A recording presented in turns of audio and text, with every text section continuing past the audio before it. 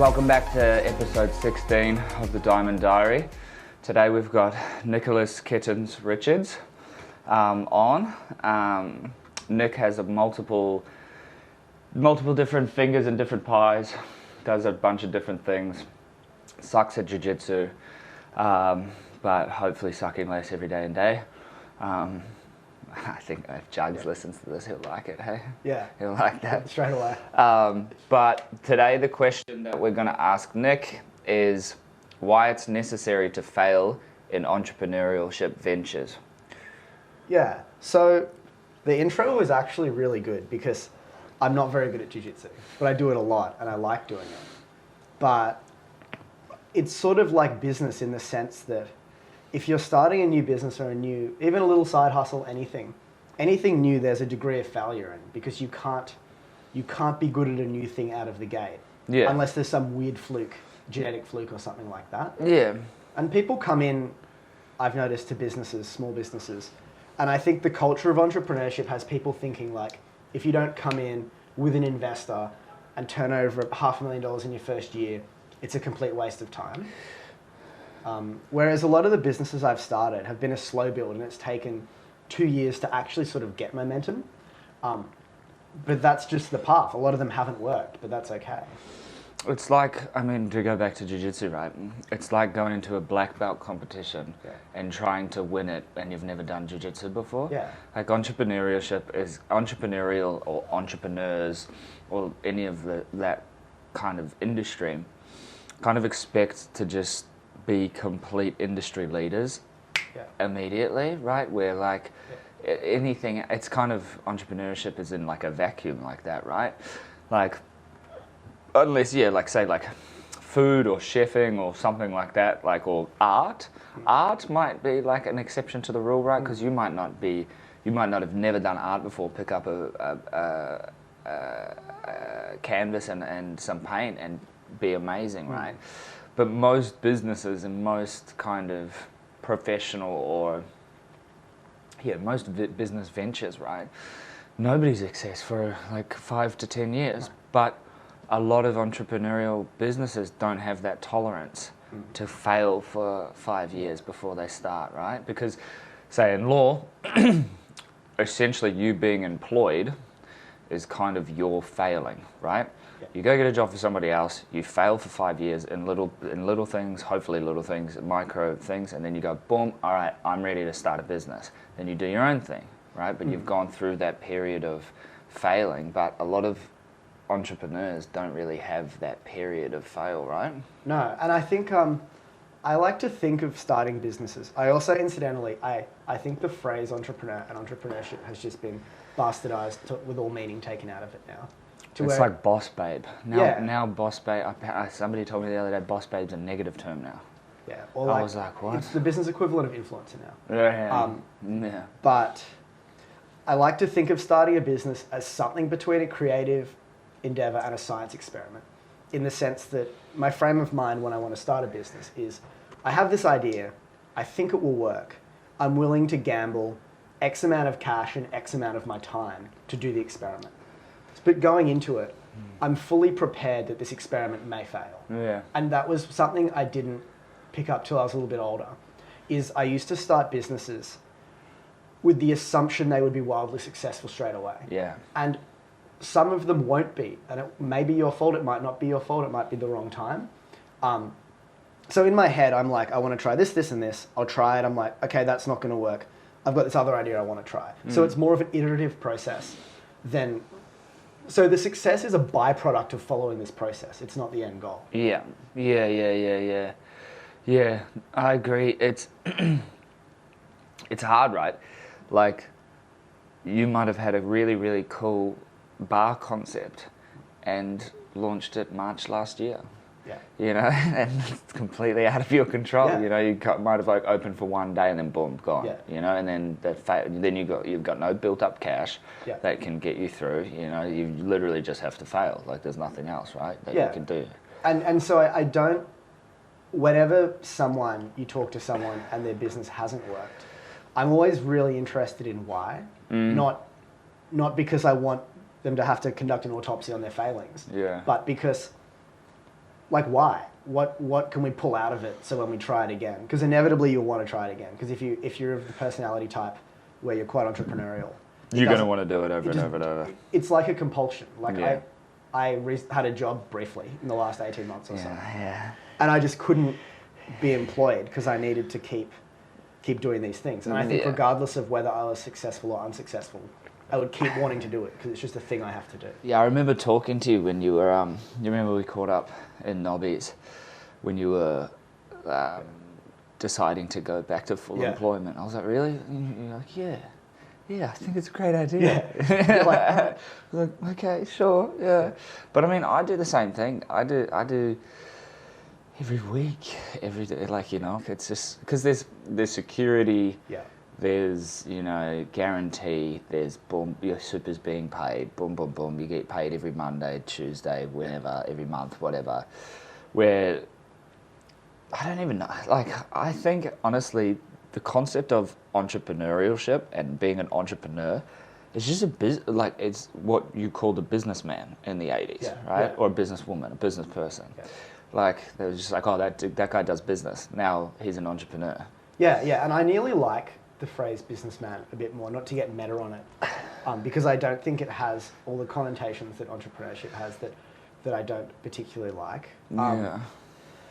It's like being like a yogi is an entrepreneur. Yeah. And somebody that is interested in mobility is like a business coach, if that makes sense, like that has, I don't know, for me, when anybody ever says like, I'm an entrepreneur, the first thing that I think is like, oh, I'm like, you're a professional con man. Yes, kind of thing. Absolutely. You're just trying to figure out how to con people and stuff into your new fucking stupid business thing or your MLM marketing thing or something like that.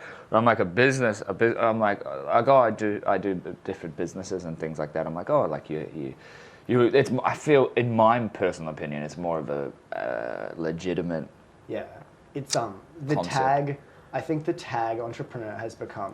It's like the influencer of the business world. Yeah. And I feel like if you need to say it, you're probably not it. Yeah. In that sense, like I just don't like using the phrase because I don't like the connotations. Yeah. I just like doing experiments with businesses and seeing what happens. Yeah, it's hard. Well, mate, perfect segue. What businesses have you done and what are you doing? I've done a range of businesses. My current ones are, we've got a Brazilian Jiu-Jitsu apparel brand called Jitsu Club. And I always thought was going to be a hobby. And it sort of started as a joke, to be completely honest. Yeah. And we just kept chipping away at it, and then we found a little niche within the apparel. Because every time someone asks me, I want to start a t-shirt brand, I'm like, don't. Because everyone's doing t-shirt brands. Yeah. But you can find a little niche, so we're doing that a lot. And it's really fun, because what I like about it is the stakes are so low, right? We're selling rash guards and t-shirts. So, like, at worst, if we completely fuck up an order, can I swear on here? Yeah. If we completely fuck up an order, you can say anything you want. We just make them again. Like, no one's going to die, no one's going to court. Yeah, that's true. So it's been really fun having a low stakes. That's low liability, hey. Yeah. High creativity, low liability. Yeah. And I'm getting into building a YouTube and media channel at the moment because I think it's really interesting the dynamics of content and media work now. And the transition people are making from everything on the internet is free to these paid sort of micro tribes. Yeah. And I sort of just want to get into that and check it out. It is, and it's kind of like cyclical, right? Where paid media has gone, paid media has been here, free media has come in, and then free media was good, and then now it's just shit. Yeah. So then now it's kind of like paid free media is kind of like the good kind of thing, right? Where you're like, oh, like I subscribe to this guy, like Patreon or something like that, right? Like perfect example, YouTube and Patreon. YouTube came on, YouTube was good, YouTube got oversaturated, bunch of different stuff, you have no idea what's going on. This Patreon started and you start paying for I guess it's like anything, like what I always say to the team here is that you should only really charge if you want to focus on providing value before charging, right? So, but if you then provide great value, you can charge whatever, like if you provide somebody value that they're like, this is amazing, they're going to be fine with paying 10 grand with it. But if you provide them value of like, oh, that was all right, if you try to charge them 10 grand, they're like, no way, I'm not paying that much. Yeah. You know, like, Yeah. it's like anything, right? So it's an interesting, I just get so, I shouldn't really say any of this is going to go on YouTube, but I just get so sick of the sign up for YouTube Red ads. Yeah. They're The pervasiveness of ads on YouTube is completely out of control. Guerrilla marketing, hey. But I think, so I remember the bad call I made and everyone made in the early mid-2000s that the internet's going to suddenly change it and information will be free and everyone will just have this accurate information and we'll live in this golden age. Yeah. And it turned out it was like not our better angels which made a decision on media consumption. And we're like, People wouldn't go on the internet and just say lies. yeah. That was your Think about approach. the accountability of a random username. Yeah. And so we got conditioned for a while that media should be free because TV is sort of free, right? So no one paid for media anymore. So you just ended up with fucking garbage media because you can't pay your journalists and all they want to do is get clicks because the whole model is generated off clicks. Yeah. And I like that it's swung back now to where guys you like and guys you find interesting you support. Like I really like Sam Harris. I find him interesting. He's an author. And a podcaster. Yes. And I subscribe to him. And the cost What's his is podcast name? Making Sense or Waking Up now. Yeah. And the model makes sense, right? Because I'm not going to pay $80 a month to. I can't follow 10 people for $80 a month. But if it's $5 or $10, yeah, you know, that's no big deal. Subscription-based modeling, man. Yeah, it is good for them. And if they have, 1,000 or 5,000 subs because they build up a nice following, I think that's where media is going now. Yeah, it's like OnlyFans. Yeah. But I hear they're dropping the adult entertainment side of it. Yeah. So they can IPO. Yeah. So there's a lot of issues in that. So OnlyFans was sort of a victim of their own success in that regard, in that they created this content platform, and it just happened that adult content really works well there. It happens that everybody's freaks and they want adult content. Because everyone's horny all the time. Yeah. And just the way the regulatory landscape is set up with digital, it's difficult to IPO an adult platform. There's just so many hurdles having an adult platform. You can't have an app on the App Store if it's. There's all sorts of stuff. Yeah. And it's like same as cryptos, right? You can't have any crypto app on the App Store. Yeah, right? yeah. Right? Yeah. Or like to trade or Yeah, something. Right? there's really that's the regulatory stuff. specific rules. Yeah. And so I think they've seen the writings on the wall and they're like, look, if we want to scale this up to an even bigger offering, there's only so much like adult content. It's not even, I'm trying to think of a phrase for this actually, because it's not quite social media, but it's not quite porn. It's this thing in the middle. Yeah. And my friend and I were talking about it, and it's monetizing contact. You know how like in Japan there's hostess bars and you go, like salarymen go, and they pay just to sort of have company of women because they're kind of lonely. It's sort of like that, but digital. Never heard of them, mate. Sorry. Yeah. Never. Yeah. You read stories about them. Look at me real dead at the eye. But it's, so people are chasing like an actual connection with people. And one of my mates was saying, like, imagine if you could subscribe to following, say, an MMA fighter you really like. Yeah. And after a fight, you can message him and go, great fight, man, what happened? And he's like, yeah, well, actually, this, and that. It's like that, what's that app where celebrities can do Cameo. that? Cameo. Yeah. It's all about, all of these different products are all about just bridging the gap between that. But then I think, personally, it takes away from the celebrity from them. And then people start, they become real, and then they become less important, and they become, you don't really care about them anymore because you've seen their asshole on OnlyFans, so you're just like, oh, that superstar's not really a superstar anymore. It's just like a person to me. Where back in the 80s and the 90s where like rock stars were like only seen like 2 or 3 times a year. Everyone was like, oh my God. Yeah. And that celebrity was so high. Obviously, it's a weird time, right? Because you've got like celebrity leverage model, like businesses and things like that, using influencers to like push your product and stuff. But then you also have this counter catabolic thing where they're becoming more reachable. So when they're becoming more reachable and they're more like you don't really think they're a superstar anymore. So it's kind of a bit. There's two like sort of interesting points in that. There's the phrase "never meet your heroes." Yeah. Which like, as sort of I've met a few people like in the last few years who have always been like my heroes. I've realised that's actually a great phrase. Yeah.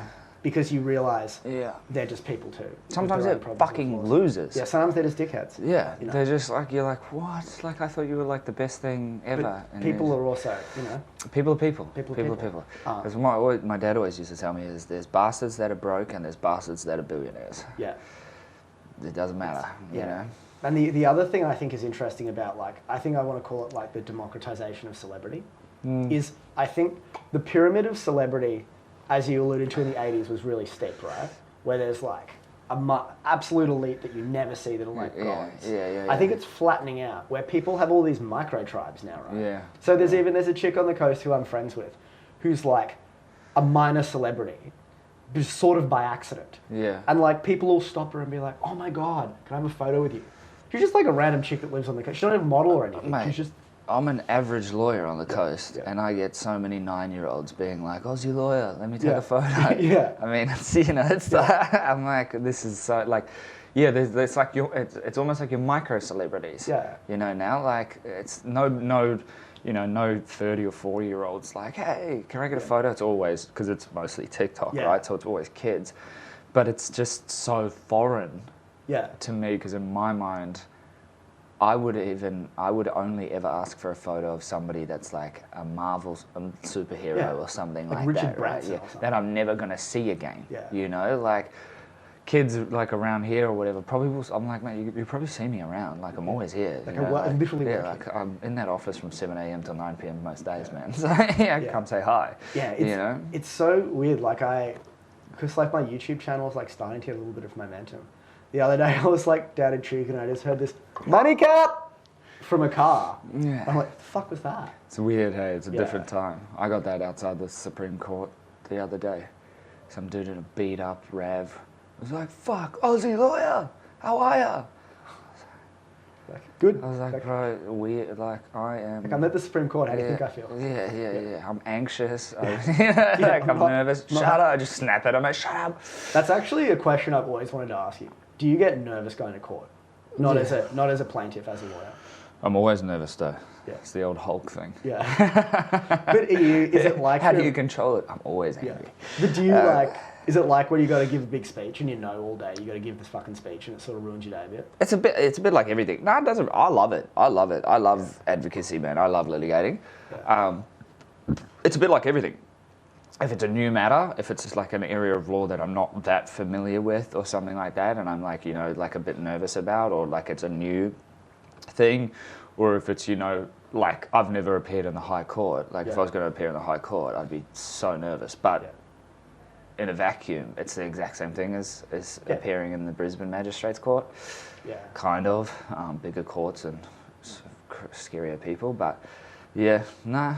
It's just, I mostly just get nervous on, full circle, doing new things. Yeah. Yeah. Because I'm scared to fail. Because I know the fail rate for doing a new thing is a lot higher than doing something that I've done multiple times, you know? And So- it's always, the worst case you imagine is always a million times worse than when it actually happens. Even if the worst thing happens.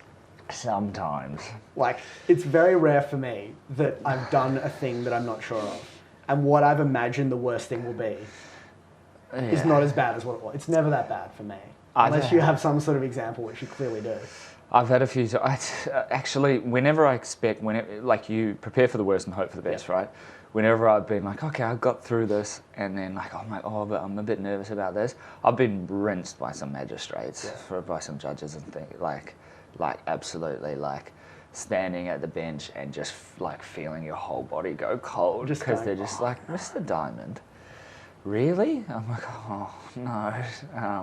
You're like, they weren't that drunk when they were drunk. Yeah, exactly. Yeah. That's a measurement, right? Yeah. Not that. I mean, it kind of is in America. Yeah. Like, I honestly, I support that system, to be honest with you, because the thing is the way that I see it, with the blood alcohol reading, right, with the breathalyzer, it's unifying all of us, right? But if I give you a Valium, and if I take a Valium, the effect's going to be different. Yeah. But we're still doing, like, you know, you might have thicker blood, thinner blood, you know, like, does that affect the blood alcohol reading, you know? Like, I don't know, like, I don't know. Yeah. I don't know the science behind it, but Yeah, that's Anyway, all right. Well, what are your brands? What's plug, push, and Yeah, play? sure. So the main brands at the moment is Jitsy Clubs, my apparel brand. That's JITSYCLUB, Jitsy Club. JTSY. Where can people buy it? On the website, on Instagram. Yeah. So if you just Google Jitsy Club or go to Jitsy Club on Insta, that's where we are. And Money Cat is my YouTube channel and podcast that's coming soon. And that's Money Cat Loves You on all the socials. Awesome. Yeah. Good to see you. Sweet, man. Always good to chat.